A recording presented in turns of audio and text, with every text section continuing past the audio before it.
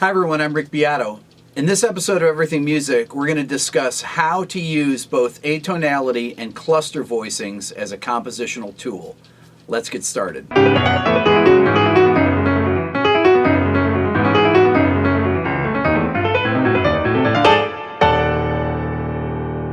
term atonality implies music that lacks a tonal center or key.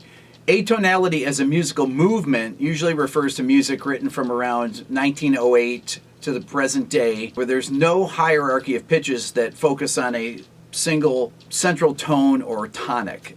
This type of music, which was originally called free atonality, and was a conscious attempt to avoid traditional diatonic harmony. Works of this style period include early 20th century classics such as Pierrot, Lunaire by Arnold Schoenberg, and the famous opera Wozzeck by Alban, Berg. As for Schoenberg, his search for new and more expressive ideas intensified in the early 1900s, leading him to a more highly extended tonal language, while at the same time dismissing with the traditional triad at the end of the piece, or even eliminating the key signature, which was now useless at this point. One of the most useful harmonic devices used in atonal music is the cluster. There are two types of clusters that we are going to discuss today. The first is the tonal cluster, in which four or more successive notes of a scale are played simultaneously, like. So I have the notes C, D, E, F, G. So that's a 5-note tonal cluster because it's from the key of C. Now the second is the atonal cluster, which is comprised of at least 3 adjacent half steps in a chord voicing. For example, C, C sharp, and D. There are also terms that you'll hear like pentatonic stacks, which would be something like this. Now we're not going to focus on those, but we are going to focus on secundal-based or second-based tonal and atonal clusters. Now clusters are commonly heard in the works of Henry Cowell, Bartók, Messiaen, and Charles Ives. I have two categories that I refer to when describing tonal and atonal clusters. The first is close position, where the notes are adjacent to one another, like I just played, C, C sharp, and D. And open clusters, where both tonal and atonal voicings are spread beyond an octave into an open position by combining minor and major seconds, minor and major sevenths, and minor and major ninths. An open tonal cluster would be something like C, D, and E, which are all in different octaves. These are all major second intervals separated by octaves. An open atonal cluster would be something like this. C, C sharp, B, B flat. C, C sharp, B, B flat. You've got C to C sharp, which is a minor 9 or flat 9. Then I have C sharp to B, which is a major 7, and B to B flat, which is another major second. But really, those notes are in closed position would be B flat, B, C, D flat, or C sharp. That type of voicing you would hear in a piece like Penderecki's Threnody to the Victims of Hiroshima, which is a piece written in 1960, I believe, that is written for 52 strings and is really an incredible piece, and you should check it out. I'm sure you can find, I'll post a link for it here down below in the description. I think the first thing that you need to do is figure out a vocabulary. Maybe start with a thematic idea. Start to figure out your own personal vocabulary of these kind of sounds. Now, you could say that a cluster like this, essentially F sharp major and F major, they're all half steps apart. You've got a bunch of adjacent notes, but there's two really obvious discrete harmonies, especially if I spread them apart by an octave like that. I'm talking more of things like this. Let's say I do sound like that. So what notes do I have here? I've got E flat, E, F, G, F sharp. I don't have 3 adjacent notes This would be more considered atonality here, or an atonal chord. But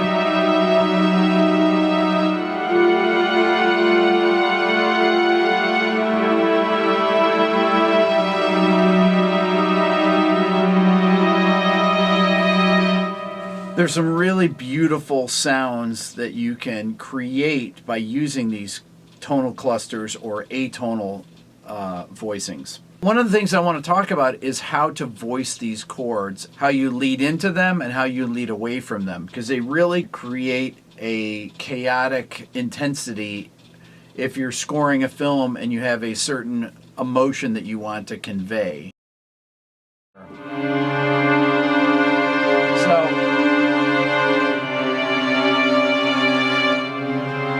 this is taking the same three notes, C, C sharp, and D, so, and then reversing the order. So the first one is C, C sharp, D. The second one is C sharp, D, C.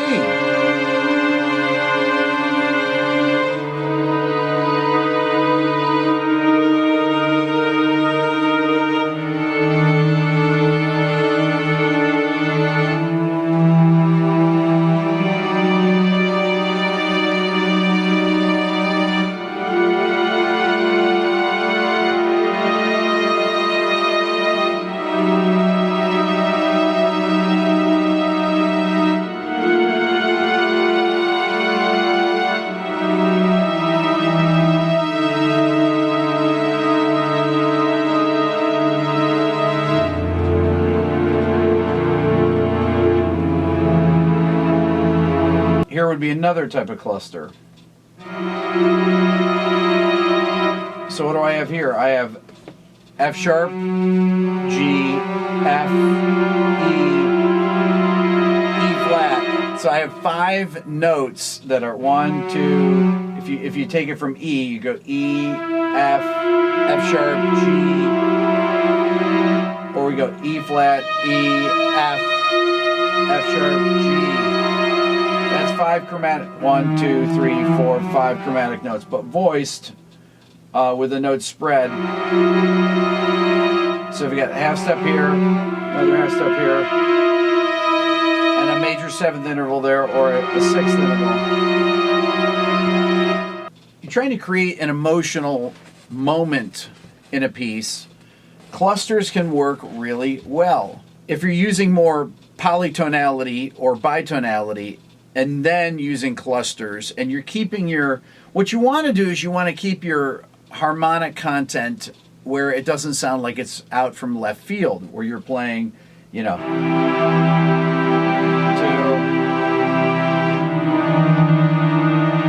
I mean, that would be mixing idioms too much. If I'm using some type of polytonality,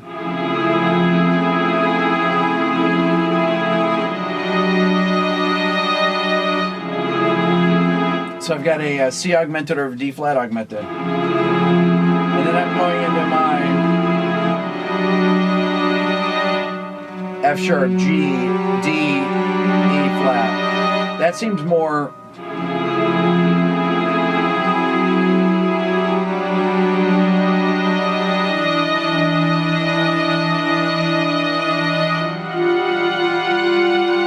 G, F, F sharp.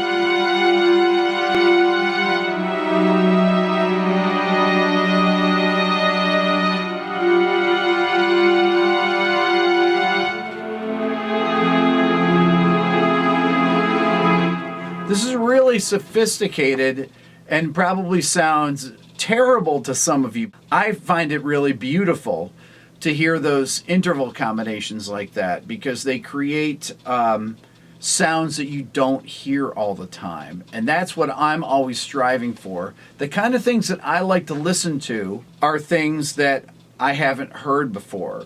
And it's very difficult to do that. And it's very difficult to write things that haven't been written before, but you can do it. And this is a way, using clusters and using atonality, without using pitch, any type of tone rows or anything like that. We're not talking about 12-tone or serial music. We're talking about atonality. Atonality, historically, you'd see in the Second Viennese school, so Schoenberg, Webern, and Berg, you started to see pieces that were atonal in nature before you saw serial music. They kind of drifted from atonality right into serial music really quickly without the atonality being explored as much. But the use of clusters and atonality is something that I find in a lot of the contemporary music that I hear is lacking. And you don't hear it that much in film scoring either. I mean, typically in film scoring, you're either hearing things with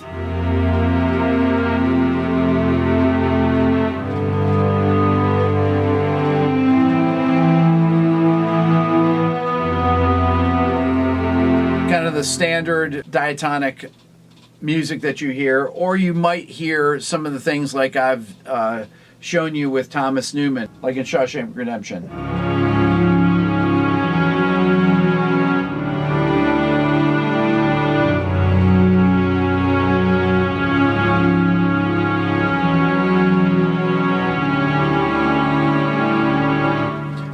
That's still a tonal piece of music. It has modulations in it. It has dissonance in it, but it's still very melodic. And it starts with a tonal center at least. It starts with D flat major. And then you're to an E 6/9, D sus4. It's pretty B sus2. That's pretty straight ahead harmony. Okay, so how do you begin to develop these kind of sounds and how to use them in context? That's really the key here. One way to use these clusters is leading into a really dramatic cadence that you want to have, that there's some really impactful thing that you want to have happen. So you might have something like this. And then cluster, cluster, cluster.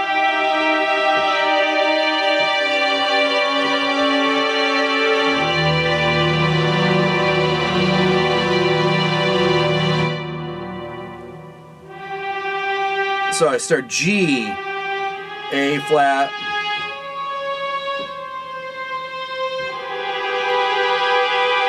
I've got G, A flat, B, and then into my first cluster, G, A flat,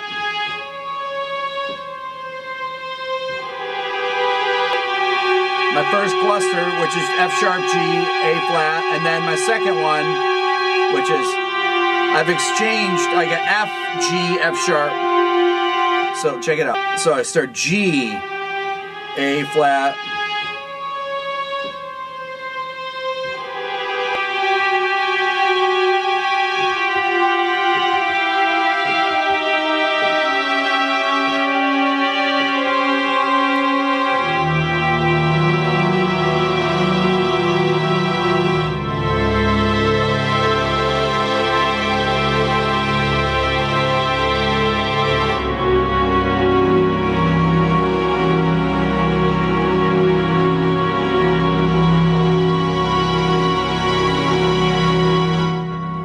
so I ended with a series of polytonal chords. I've got a G major over E flat minor, and then I go to F major over D flat to F sharp over C major. You can find some really interesting ways to lead into this. Let's say I take something like this. So this is a G major over A flat major, and then I reverse it into A flat over G. Then I go into a double diminished chord here, so it's a tonic diminished chord. It's A diminished 7 over G diminished 7. I add the G on top, and then I'm right into my I'm right into my cluster there.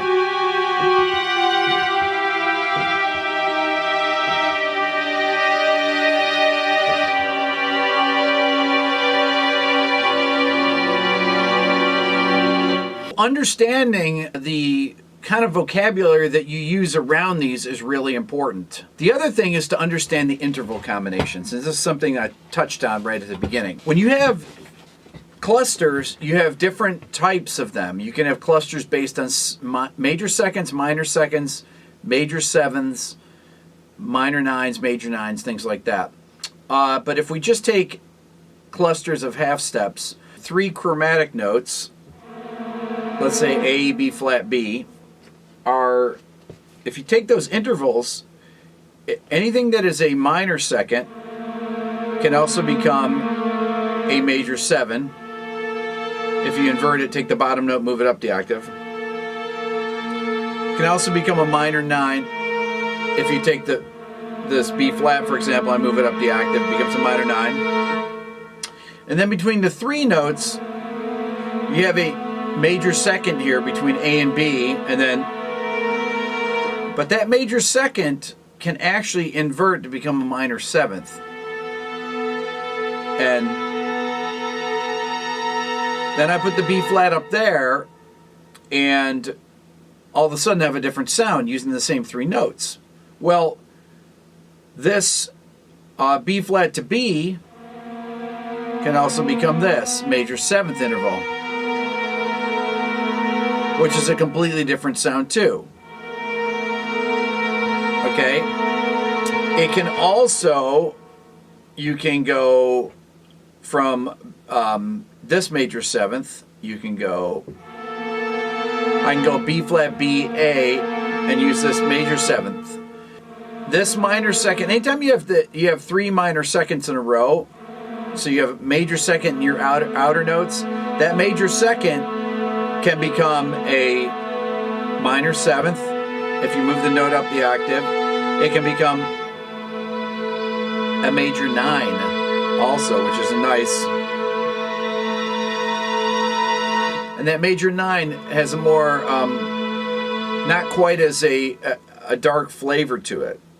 So the interval combination, that sounds much more open. You can actually hear the intervals better. You can hear those 3 notes. They don't sound all crammed together like that. So out of 3 chromatic notes, you can get a minor second, a major second, minor 7th, a major 7th, a minor 9, and a major 9. Okay, those are all your possible interval combinations of 3 chromatic notes. That is something to really understand. When you open it up to 4 chromatic notes, it increases it even more. So that way you can get something like, I can go A, B flat, C, B, or A, B flat, B, C, like that. And that you can, there's just endless possibilities for the way that these are voiced. As far as the atonality is concerned, find some really interesting voicings that you like the sound of, like a chord like this. Now, this voicing, A, E flat, D, when my son Dylan was a baby, or when he was 4 years old, he would call this chord a spectacle. And I would have him do things like voice lead the inner notes in contrary motion. So I've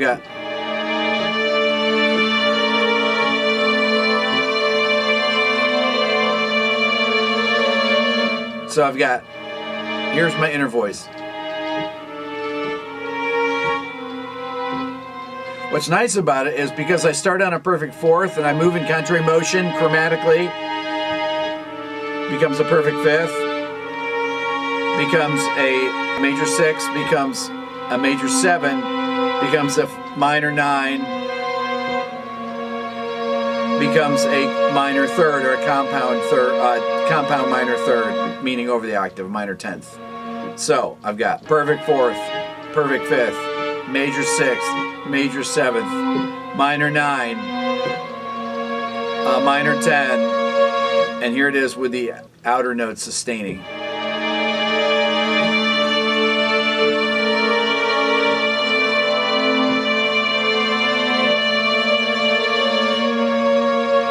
Taking a atonal voicing like this, A, E flat, D, and using voice leading linearly where I'm not really thinking of a progression, I'm thinking of a movement of intervals here and in the interior of the chord.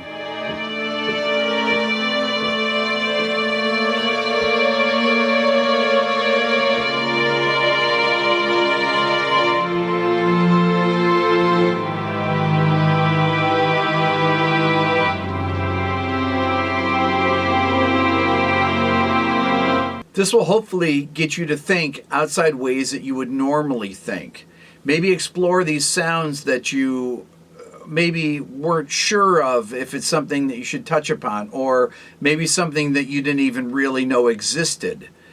This is all about searching for these sounds that are really out there for people to explore, that really haven't been explored yet. So much has been done with tonal music, and yet I'm talking about things in these videos about modal modulations and about bitonality and polytonality and atonality and clusters and add 9 chords and Lydian triads and Lydian, major triads and things like that. I'm trying to help you to think in ways that maybe you haven't thought of in the past.